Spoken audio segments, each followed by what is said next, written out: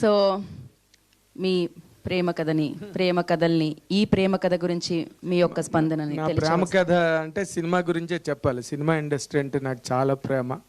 Cinema ఇండస్ట్రీలో ఉన్న ప్రతి హీరో, ప్రతి యాక్ట్రెస్, ప్రతి కమీడియన్, ప్రతి టెక్నీషియన్, సింగర్ కానీ రచయిత కానీ అందరూ అంటే నాకు చాలా ఇష్టం. అందులో ఇప్పుడు నిన్న నైట్ 10:40 షోకి వెళ్ళా ఈ సినిమాకి. నిజంగా ఎంత ఆర్గానిక్గా తీసుకొచ్చాడు డైరెక్టర్ శ్రీకాంత్ ఫిల్మ్ని. అండ్ ప్రతి actor, Harshith Reddy is really par excellence. అలాంటి క్యారెక్టరు ఒక కొత్త హీరోకి దొరకడం అన్నది ఒక అదృష్టం. అయితే దాన్ని అతను అంత బాగా పెర్ఫార్మ్ చేయగలగడం అన్నది అతని తాలూకా ఒక పెర్ఫార్మెన్స్ ఉండే ఒక మెరిట్ కింద చెప్పాలి. అంత బాగా చేశాడు. అంటే he is useful for any character అన్నది ఈ సినిమాలో క్యారెక్టర్ ద్వారా ప్రూవ్ అయింది. ఒక అబ్బాయి పేరేంటో నాకు తెలీదు, చాలా నర్సింగ్, చాలా సీరియస్ ఎమోషన్ని చాలా బాగా యాక్ట్ చేశారు. ఆ లావుపట్ అబ్బాయి అండ్ ఎవ్రీబడి అసలు ఎంత బాగుందో సినిమా అనిపించింది. కాకపోతే ఇంటర్వ్యూల వరకు కొంచెం ఏంటోరా బాబు ఈ సినిమా మామూలుగా రెగ్యులర్గా ఉంది, ఈ సినిమాలో గొప్పతనం ఎందుకు ఏంటి, మా అబ్బాయి చాలా బాగుంది చూడు అని నాకు చెప్తే చచ్చినట్టు రాత్రి 10:40 షోకి వెళ్ళాను. రాత్రి ఇంటికి వచ్చేసరికి 2:30 అయింది. అయినప్పటికీ ఇంటర్వ్యూల వరకు అదలా నడుస్తున్న కథని ఆ అమ్మాయి కాబోసు ఫ్రెండ్ వేషం, హీరోయిన్ వేషం, ఫ్రెండ్ వేషం. ఈ అమ్మాయి ఎందుకు ఓవర్గా రియాక్ట్ అయిపోయి మధ్యలోకి వచ్చేసి నువ్వు ప్రేమించాయని చెప్పి తనకలాడుతుంది పిల్ల, ఎందుకు అంత పాకులాడుతోంది అనిపించి చిన్న ఎక్సెస్ అయిన టైంలో ఇంటర్వ్యూల పాయింట్ దగ్గరికి వచ్చాక ఒక్కసారి గుండె ఒక్కసారి ఆగినంత ఒక ఫీలింగు, ఒక స్టన్నింగ్ ఎక్స్పీరియన్సు ఆ షాట్ దగ్గర. నిజంగా great moment in the film అది ఆ సినిమా. అప్పుడు మీ క్యారెక్టర్ నాకు అర్థమైంది. Why this girl is over reacting or excessively connecting అన్నది అప్పటికి కానీ అర్థం కాలేదు. And second half is marvellous, marvel of its own. అంత గ్రేట్ ప్రెజెంటేషన్ సెకండ్ హాఫ్కి వచ్చాక. అండ్ కాకపోతే ఏంటంటే ఈ సినిమాకి ఎందుకు ఇచ్చారో నాకు అర్థం కాలేదు. ఎప్పుడో 50 ఏళ్ళ క్రితం నవ్వితే నవ్వండి అని ముళ్ళపూడి వెంకటరమణ గారు ఒక కామెడీ క్యారెక్టర్, ఒక కామెడీ బుక్ రాసి అందులో ఒకటి రాశారు. ఏంటంటే ఒక ఆర్ట్ ఎగ్జిబిషన్ జరుగుతోందంట, అన్ని పెయింటింగ్స్ గట్ట పెట్టి అమ్ముతుంటే ఒక పెయింటర్ లోపలికి వెళ్ళి ఇవన్నీ ఎలాగ ఈ కలర్ మిక్సింగ్స్ గట్ట ఎలా చేసాడని చెప్పి ఆశ్చర్యపోతున్నాడంట. బిజినెస్ మ్యాన్ వెళ్ళాడంట, ఇదేంటి ఇంత మంచి పెయింటింగ్ 1000 రూపాయలకి పెట్టి అమ్ముతున్నాడు వీడు, నేనైతే 10,000 అమ్ముకు దొబ్బేవాడు కదా ఈ పెయింటింగ్ అని బిజినెస్ మ్యాన్ అనుకుంటున్నాడంట. సెన్సార్ వాడు లోపలికి వచ్చి ఇక్కడ ఎక్కడైనా బూత్ ఉందా ఇందులోనైనా వెతుకుతున్నాడంట. అది సెన్సార్ మైండ్ సెట్. ఇందులో ఏదో టీచర్ కోసం ఆ హీరో మాట్లాడిన మాటల మీద అబ్జెక్షన్ పెట్టి ఏ సర్టిఫికెట్ ఇచ్చారు అని విన్నాను. మేరా నామ్ జోకర్ సినిమాలో రిషి కపూర్ చిన్నప్పుడు క్యారెక్టర్ సిమి అగర్వాల్తో డైరెక్ట్గా లవ్లో పడింది రాజ్ కపూర్ గారు తీశాడు. ఆ రోజు నేషనల్ వైడ్ ఫిల్మ్లో దానికి ఏ సర్టిఫికెట్లు ఇవ్వలేదు ఆ సినిమాకి, బట్ దీనికి ఇచ్చారు. అయితే యూత్ చూడడానికి కొంతవరకు అవకాశం ఉందేమో కానీ, బట్ ఈ సినిమాని general audience and more importantly నేను మర్చిపోకూడదు మా జీవన్. ఆ 2 సీన్లు 3 సీన్లు 4 సీన్లు ఉన్న దానిలో ఈ కుర్రాళ్ళకి ఎంత ఎనర్జీ ఇచ్చాడంటే నిజంగా జీవన్. అంటే అలాంటి యాక్టర్స్ ఎందుకు ఉపయోగపడతారా సినిమాలో అన్నది నిన్న సినిమా చూసాక నాకు బాగా అర్థమైంది.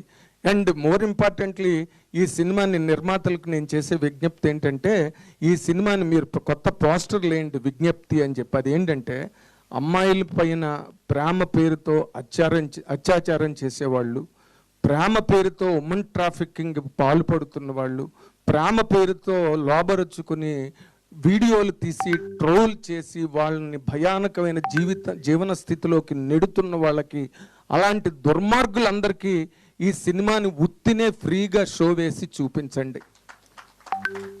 ఒక అమ్మాయి కోసం, కాళ్ళు లేని అమ్మాయి కోసం ఆ కుర్రాడు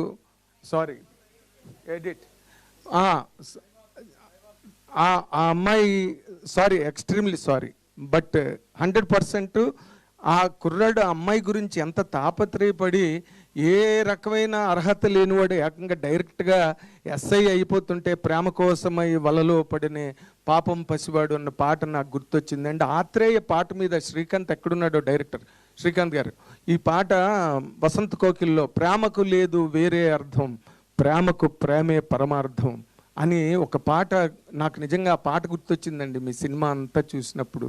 వాడు డైలాగ్ హర్షిత్ యువర్ ఎక్సలెంట్, పార్ ఎక్సలెన్స్. నిజంగా చెప్తున్నా, నీతో ఎటువంటి క్యారెక్టర్ అయినా ఏ డైరెక్టర్ రాసుకున్నా సరే నువ్వు పండించగలిగినంత అద్భుతమైన మెరిట్ నీలో ఉంది. నిజంగా చెప్తున్నా, you have proved it. Srikanth అంత గొప్ప క్యారెక్టర్ రాశాడు. అండ్ నిర్మాతలుగా మీకు నేను నిజంగా అభినందనలు తెలియజేస్తున్నానండి. ఎందుకంటే దీంట్లో ఏ రకమైన కమర్షియల్ హై లేదు. అంటే విలన్స్ కొట్టడాలు, లేకపోతే ఎగిరెగిరి తన్నడాలు, అవన్నీ కమర్షియల్ థియేటర్కి చాలా ఇంపార్టెంట్ మూమెంట్స్ అండ్ హైస్. కానీ అలాంటివి ఏమీ లేకుండా మీరు కథ విని ఇటువంటి కథని మీరు సినిమాగా తీద్దాం అనుకున్నారు. కానీ మీరు డైరెక్టర్కు మీ పరంగా జరిగిన అన్యాయం ఒకటి ఉన్నది సార్. మీ పేరు 1 minute వాసుదేవ్ గారు, మీ పరంగా నేను డైరెక్టర్కి ఒక అన్యాయం జరిగింది. ఏంటంటే ఇలాంటి కథలు విన్నప్పుడు నాతో మారుతి గారు ఒక కథ విని తుంబాడు లాంటి కథ అని నేను చెప్తే, అప్పుడు మనం మలయాళంలో తీసేద్దాం సార్, ఇది మలయాళంలో హిట్ అవుద్ది, ఇది అప్పుడు తెలుగులో కూడా మంచి క్రేజ్ వస్తుందని అన్నారు నాతో ఆయన. అలాగా మీరు దీన్ని మలయాళంలో తీసుంటే డైరెక్టర్ శ్రీకాంత్కి సరిగ్గా నిజమైన న్యాయం జరిగి ఉండేదండి. అక్కడ సూపర్ హిట్ అవుతుంది, అప్పుడు ఇక్కడ మన తెలుగుకి మంచి క్రేజ్ వస్తుంది, మంచి రేట్ వస్తుంది. మీరు సబ్ టైటిల్స్ వేసినా పర్లేదు, మలయాళంలో రిలీజ్ చేసినా పర్వాలేదు, మేము అందరం చూస్తాం. ఆ రకంగా మాత్రం శ్రీకాంత్కి మీ వల్ల జరిగిన అన్యాయాన్ని కనీసం నెక్స్ట్ పిక్చర్కైనా మీరు సరిదిద్దుకోవాలి. అండ్ మోర్ ఇంపార్టెంట్లీ, ఇప్పుడే మా మన్నే రాజేష్ అంటున్నాడు నా పక్కన కూర్చుని, సార్ లవ్వు సాక్రిఫైజు ఇవన్నీ ఓకే సార్, బట్ తండ్రి మీద సెంటిమెంట్ అంత అద్భుతంగా పండించారని నాకు వచ్చిన ఆలోచన. వాడు చెప్పేసి అనవసరంగా వాడు చెప్పాడని నేను చెప్పుకునే పొజిషన్ తెచ్చాడు మన్నే రాజేష్. అది నాకు రాత్రి నుంచి కదులుతుంది. అదుర్సు రఘు ఎంత బాగా చేశాడో, ఎంతసేపు కామెడీ సీన్లు చేసే అదుర్సు రఘు ఎంత బ్రహ్మాండంగా, ఎంత హెవీగా డైలాగులు చెప్పాడో. నిజంగా ఇట్స్ ఎ గ్రేట్ ఎక్స్పీరియన్స్. ఇది ఇలాంటి సినిమాలు మిస్ అవ్వడం అంటే ఏంటంటే మన లైఫ్లో కొన్ని మంచి ఎక్స్పీరియన్సెస్ని మిస్ అయిపోతున్నట్టుగా నేనైతే మాత్రం ఫీల్ అవుతున్నాను. ఇంకా చూడని వాళ్ళు ఎవరైనా ఉంటే మాత్రం తప్పకుండా చూడండి. It's a great film by all standards. Music అసలు పాటలుగా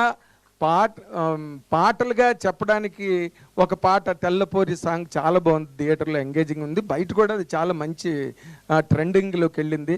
but RR is extraordinary. RR కనుక లేకపోతే ఈ ఇమోషన్స్ ఏవి పండుండేవి కావు.